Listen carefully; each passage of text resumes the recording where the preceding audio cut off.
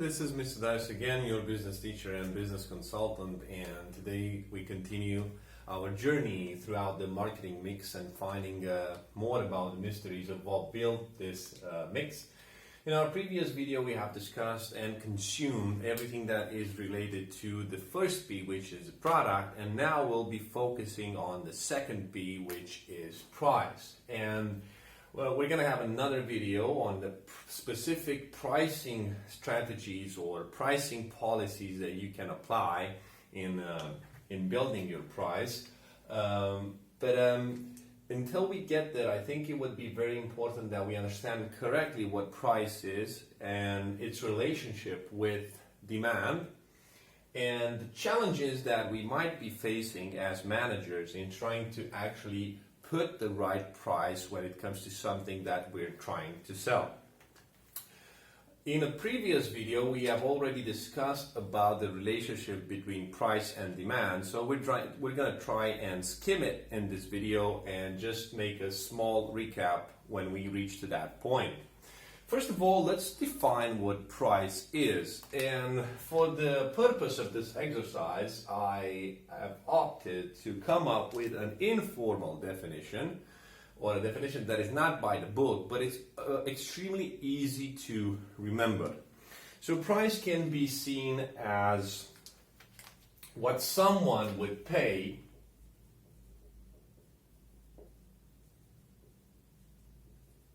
or how much someone would pay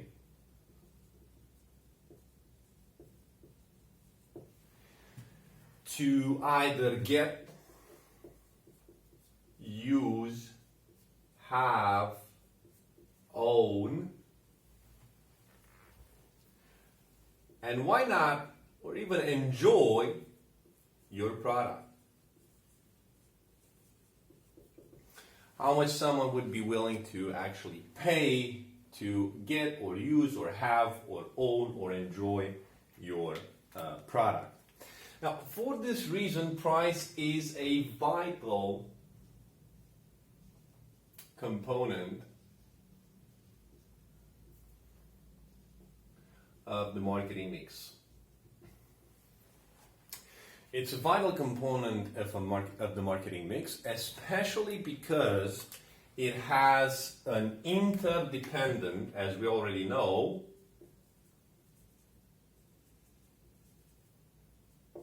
relationship with demand. Now, the relationship is not only interdependent, as we know by now, it's also indirect. This means that if the price of something will go up, the trend will be for less people, in fact, willing to pay for that product, so demand will drop.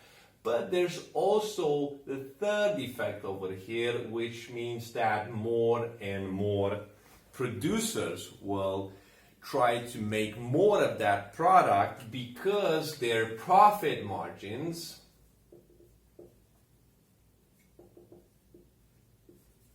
tend to increase or could increase, or they could experience higher profit margins if the price for something increases. It's this is the theoretical part. Well, in reality, we have to be extremely flexible when it comes to understanding the effect and the side effect, I would say, that price has in relationship with demand and supply. And since we said that we're gonna insert some recap elements in this video, I would say that having a pricing decision wrong, so if the pricing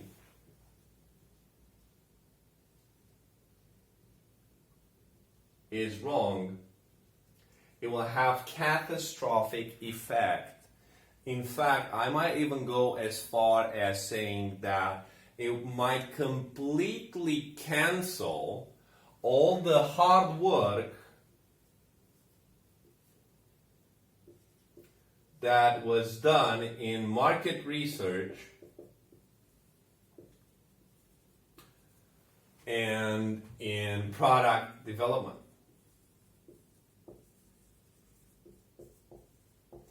Can you imagine how much money can go to waste if your pricing decision is incorrect?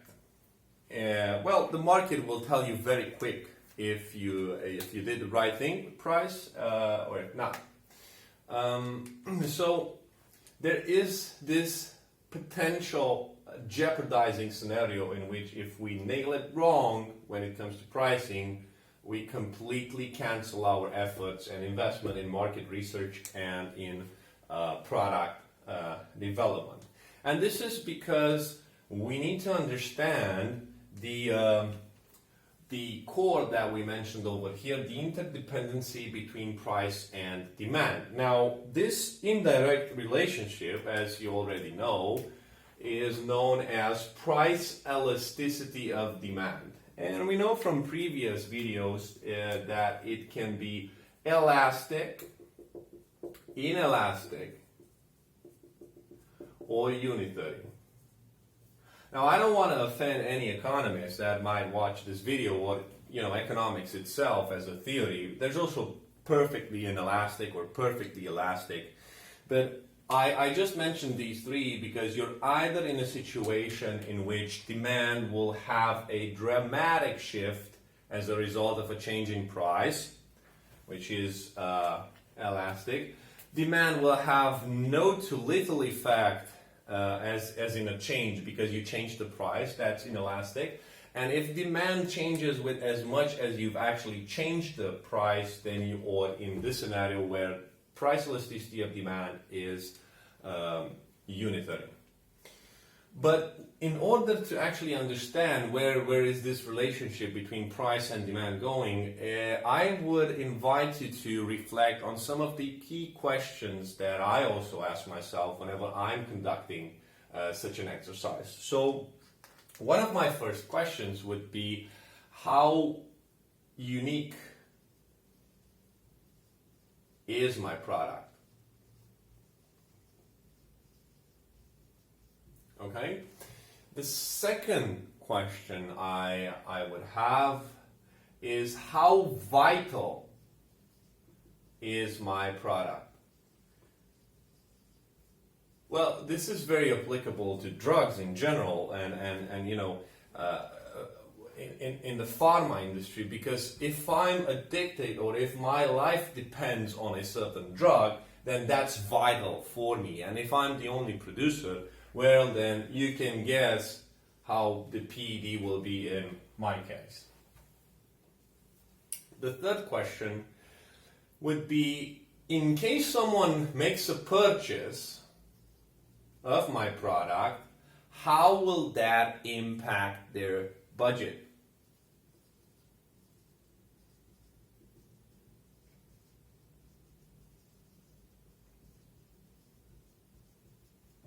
I'm trying to identify over here if it's a catch and kill scenario, or it's just one time and because it's expensive it's not affordable, or if they buy this they can make repetitive purchases because it won't impact their budget severely.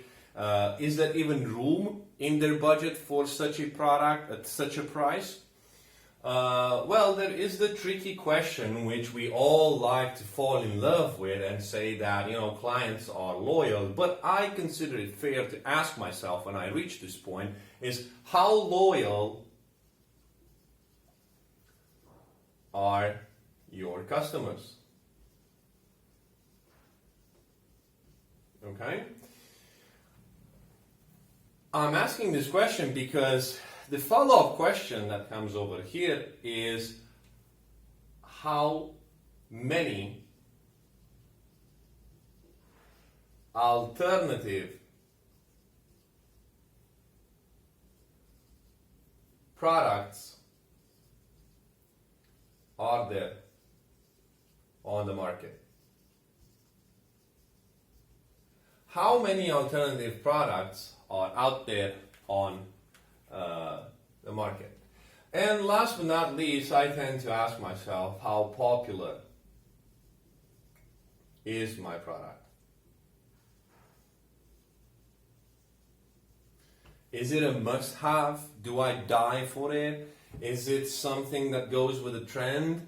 You don't exist if you don't have it. So this is what I mean by how popular is, in fact, my product. So these key questions can somehow help you, I would say, clarify or understand the bigger picture when it comes to the relationship between price and demand for your product or service. Yeah? Now, one of the biggest challenge that you would have from this point as a manager would be understanding the hidden elements that you should take in consideration when you're trying to set the correct selling price. So let's just say that the biggest challenge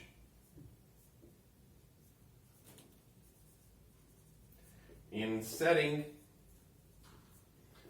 the right selling price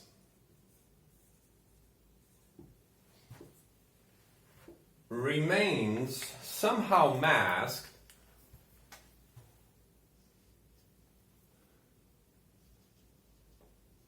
it's masked under following key terms. And let's discuss them together. First would be cost of production. You need to be aware of how much does it cost you to have that product out there so that your selling price actually covers these costs and makes a profit.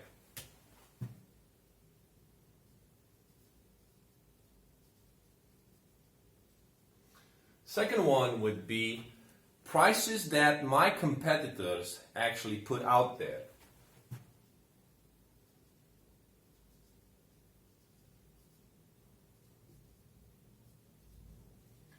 Yeah, it would be crazy for me to sell my milk at 10 pounds a gallon if competitors around me or everybody around me sells it at 2. Or if I do sell it at 10 pounds a gallon, then I got to make sure that it has some sort of magic properties that can't be found in any other alternative product and makes it worthy for them to spend so much on it. There is a key term known as competition density. What do I mean by competition density? Is the analogy that I provide here to understand this better would be, is it a blue ocean or is it a red ocean market? Blue ocean is like when there are very little fish in the sea, very few fish in the sea, and you can really make it on that market and you have a high chance of gaining a lot of market share and doing well over there with your product or service. But the red ocean is when you have tough competition and a lot of other companies are actually providing what you are providing and exist there, and they have a history and they know the market. So competition density is very important also when setting the selling price. Another important one would be the business objectives.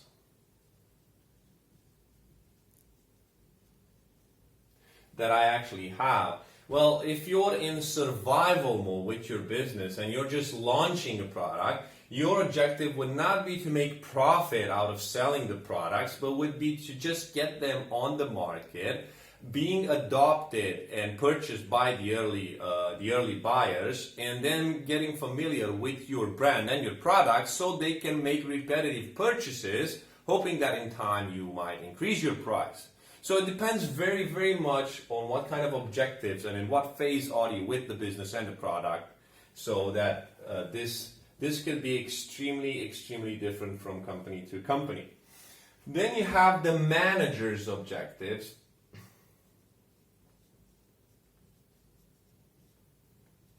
Okay? there could be a conflict between business objectives and managers' objectives. You know, the business might be focusing on survival, but also it's important to take into consideration that each manager could have a separate agenda, such as become the most popular in the sweets industry. Although the business objectives are to survive at that moment. Of course, there is price elasticity and demand about which we have already discussed and consumed the topic even in a previous video.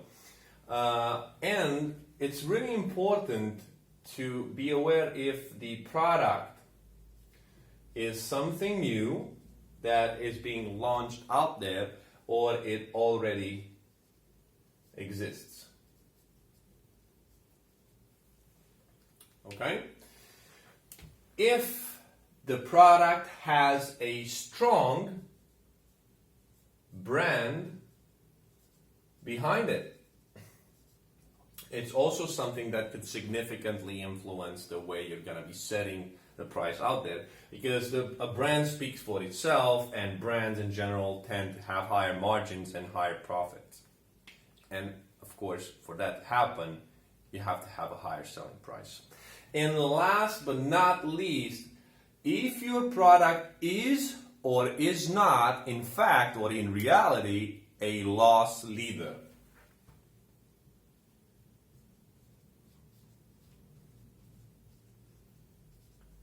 I know it doesn't sound well in English or in any other language if you want to translate loss leader. What am I, the leader of the loss? You don't want that in your business. But I'm going to explain this concept, and you could see how a successful product that plays this role could actually become a flagship and could trigger amazing results for your business. So first of all, let's define it. A loss leader is a product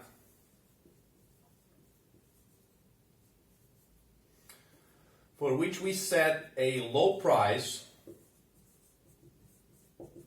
Important to bear in mind that sometimes even lower than the cost of production. Okay, so even lower than the cost of production, in order to stimulate. We want to stimulate consumers. Okay, we want to stimulate consumers to buy other products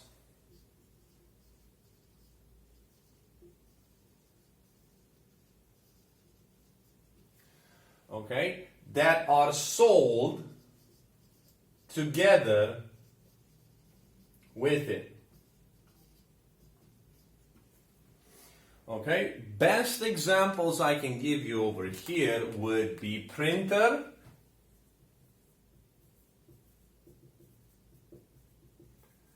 and ink cartridges, and the razor, and the shaving blades.